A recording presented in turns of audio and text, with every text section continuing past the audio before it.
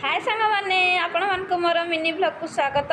देखंतु मु एबे बसिची टिके काम थिला तो काम सारिकी टिके रेस्ट नउची। तापर देखंतु खाइबा बढ़ाइची गरम भात संतुला दही तापर हरड डाली तापर कलरा भजा फूल भजा काकुड़ी चलतु आपको खाईदबा। तापर बसी पड़ी खाइबा पई सांग माने भोक कला आ देखंतु मु खाई दउची।